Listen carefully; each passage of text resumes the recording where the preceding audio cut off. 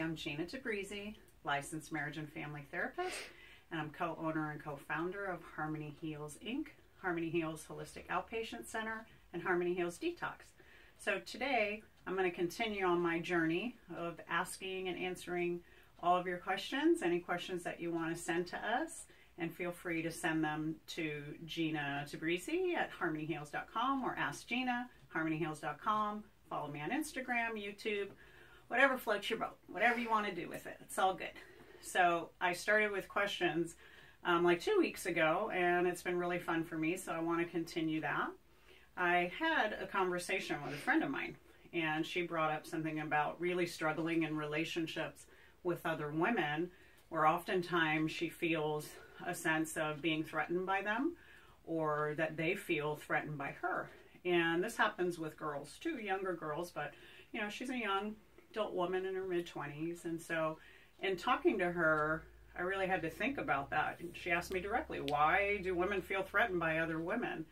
You know, it's really strange the way that we're socialized, but when you're brought up, you know, the first object of your love and affection is your mother.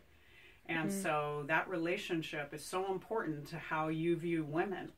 And truth be told, oftentimes we're not all brought up in a loving, nurturing, kind, unconditionally regarded environment where you feel that that person is there, has your back, has your best interests at heart, and wants the best for you.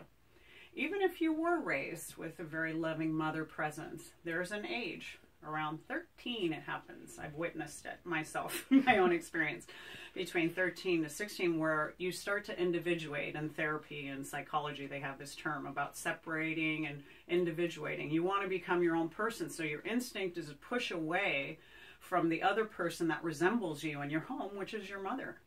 You want to have your own identity, be your own person. Maybe you even look like her. And in looking like her, there's even more of a struggle of how do I define myself when I'm in her shadow? Everyone tells me I look like her, I talk like her, I act like her. There's something that happens inside of you, inside of that child, that says, I want to spread my wings. I want to have my own fire. I want to be my own person. I want to make my own stamp on this world. So you start to push away from. If you ask any mom of a teenage daughter, they will tell you that this is the age where you start to pull, they start to pull back from you and start to fight you on every little issue to find their own identities. In the meantime, they're being socialized, and you're gathering these groups of friends and being around other women who feel that same sense of being threatened to find their own identity and their own place in the world. So they start measuring and comparing themselves to you and you to them. Where do I fit? Am I as pretty as she is? Am I as smart? Am I as fast? Do I do as well with friends? Am I as funny? We naturally start to compare ourselves with the other people that we think are on our team, which is our own gender, and the people that we're around. So the adult presence of your parent or your mother, you're starting to separate from, and then you're starting to acclimate and bond and get into this group of friends that sometimes can be even more difficult. They can be more critical. They can be more hurtful, and because they feel insecure. You know, adolescence is all about feeling insecure because you don't know who you are yet. You don't find that out till much later in life. When you don't resolve those feelings through those years, and you don't mend that relationship with mom, or you don't have that supportive, loving mother, you don't find your way in an identity in a social group that you really feel a part of, then you grow into adulthood as a woman who definitely stands apart and who feels detached from other women. A lot of women I meet will tell you that their best friends are men, that they always feel more comfortable with men, that they always have better relationships with men, they feel safer with men, which is kind of great and kind of odd, because there's your gender, there's your race, there's the other beings on this planet that are almost, not exactly identical, but almost identical to you in makeup and physiology and in their emotion and their spirit, and yet you're detached and separated from them. And that could create a lot of sense of loneliness and a sense of confusion, but a sense of not feeling good enough or well enough or important or a part of this whole group of people on the planet that you are part of. So it comes from these old places in you. It comes from this idea of lack of connection with other women, but it's a choice that we make too. Like, they're so hard to deal with, and I feel so threatened by them that I'm not even going to try.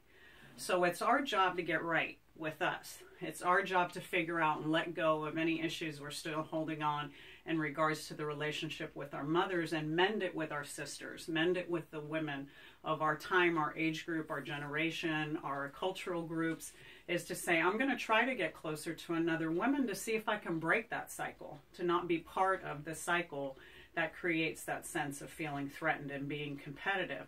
It's like raise each other up instead of pull each other down. So for me, we can make a choice in that once we identify all those ways maybe we've been hurt in relationships with other women, and be the voice of the woman that says, I'm willing to risk, and I'm willing to try, and I'm willing to be close, and I'm willing to be transparent with you and see where that takes us.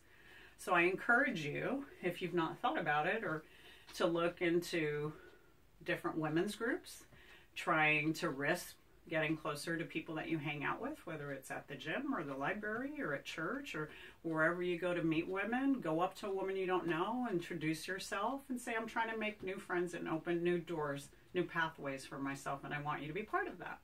So that's my Ask Gina for today.